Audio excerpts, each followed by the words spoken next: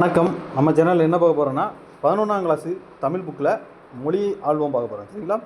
மொழி ஆல்பம்ங்கிறது எங்கே இருக்குதுன்னு கேட்டால், அதாவது ஒவ்வொரு தமிழ் புக்கும் 11th 12th அந்த தமிழ் புக்கில் ஒவ்வொரு யூனிட் முன்னாடியும் இருக்கும். சரிங்களா? ஒவ்வொரு புலவர்களுக்கும் நம்ம ஃபஸ்ட்டு புலவர் 11th ஃபஸ்ட் யூனிட் ஃபஸ்ட்டு புலவர்கள் பற்றி பார்ப்போம். சரிங்களா?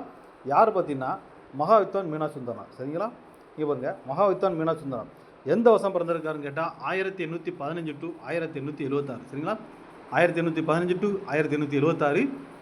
இங்கே சப்ஜெக்டை பற்றி பார்ப்போம். தமிழ் இலக்கிய வரலாற்றில் நல்லா பார்த்துங்க. தமிழ் இலக்கிய வரலாற்றில் புலமை கதிரவன் என தமிழறிஞர்கள் போற்றிய தமிழ் மொழி பெரும் புலவர் யாருன்னா மகாவித்வான் மீனாட்சுந்தரன். அப்போ புலமை கதிரவன் என அழைக்கப்படுவது யாருன்னா மகாவித்வான் மீனாட்சுந்தரன். எங்கே பிறந்திருக்கான்னு பார்த்தா திருச்சிராப்பள்ளி அருகிலுள்ள ஆதவத்தூர் என்னும் ஊரில் பிறந்திருக்காரு. நல்லா பார்த்துக்காங்க, திருச்சிராப்பள்ளி அருகிலுள்ள ஆதவத்தூர் என்னும் ஊரில் பிறந்திருக்காரு. எந்த மடத்தின் தலைமை புலவர்னு கேட்டால் திருவாடுதுறை மடத்தின் தலைமை புலவராக விளங்கியிருக்காரு. மகாவித்வான் மீனாட்சுந்தரனார் தமிழ் அறிஞர்களை தேடி கண்டு வழிபட்டு செவி திறந்து கற்றார். யார்ட்டெல்லாம் அப்படி கற்றுருக்காருன்னு கேட்டால் நல்லா பார்த்துங்க. சுப்பிரமணிய தேசிகர், சென்னை தாண்டவராயர், திருத்தணிக்க விசாகபெருமாள் ஆகியோரும் பூக்கள் தோறும் தேனுண்டும் வண்டு போல பாடம் கற்றுக்கார். யார்ட்டெல்லாம் கற்றுருக்காருன்னு கேட்டால் சப்ஜெக்டை கற்றுருக்காருதான்.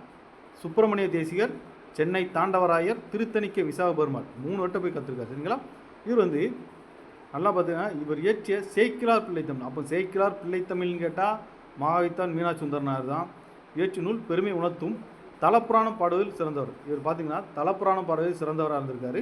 அதே டைம் என்னென்ன இதை பாடியிருக்காங்கன்னா யமகாந்தாதி, வெண்பாந்தாதி, திரிபந்தாதி. சரிங்களா? யமகாந்தாதி, திரிபந்தாதி, வெண்பாந்தாதி 3 வச்சு உருவாக்கி பாடுகிறார்.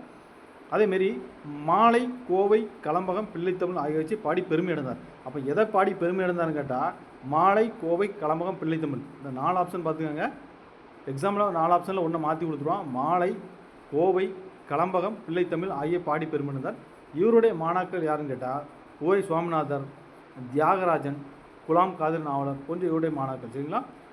அடுத்து தேவையில்லை. மகாவித்வான் மீனாட்சி திரிபுராசுரம் மீனாட்சுந்தரனார் அவர் புகழ் உள்ளவரை பாரும். இது தேவையில்லை. சரிங்களா? முக்கியமான பாயிண்டை பார்த்துக்கோங்க. அவர் எந்த வருஷம் பிறந்திருக்காட்டா 1815 to 1876. புலமை கதிரவன் அழைக்கப்பட அவர் தான். எங்கே பிறந்திருக்காங்க? சென்னை அருகில் ஆதவத்தூர்னு பிறந்திருக்காரு. திருவாடுதுறை மடத்தின் தலைமை புலவராக விளங்கிறார். இவர் யார்ட்டெல்லாம் கற்றுருக்காருன்னு கேட்டால் சுப்பிரமணிய தேசிகர், சென்னை தாண்டவராயர், திருத்தணிக்க விசாகபெருமாள் கற்றுருக்காரு. சேக்கிழார் பிள்ளைத்தமிழ் யாருன்னா மகாவித்வான் மீனாட்சுந்தரனை தான். தலப்புராணம் பாடுவதில் வல்லவர் கேட்டால் அவர் தான். என்னென்ன பாடியிருக்காங்க? யமகந்தாதி, திரிபந்தாதி, வெண்பாந்தாதி உருவாக்கி புகழ் பெற்றார். மாலை, கோவை, கலம்பகம், பிள்ளைத்தமிழ். சரிங்களா? பிள்ளைத்தமிழ் ஆகியவற்றை பாடி பெருமை அடைந்தார். இவருடைய மாணாக்கர்னு கேட்டால் உவை சுவாமிநாதர், தியாகராஜன், குலாம் காதர். டிஎன்பிசியில் ஒரு 4 ஆப்ஷன் கொடுத்து இல்லாத ஆப்ஷன் கூட வச்சிடலாம். சரிங்களா? அப்போ யாருன்னா உவை சுவாமிநாதர் தெரியும் நம்மளுக்கு. பழைய ஓல்டு 6th தமிழில் ஓல்டு புக்கில் இருக்கும். உவை சுவாமிநாதர் அவரோட ஆசிரியர் மகாவித்வான் மீனாட்சுந்தரனார் இருக்கும். வேற யாருன்னா தியாகராஜன், குலாம் காதர் நாவலர். சரிங்களா? நன்றி.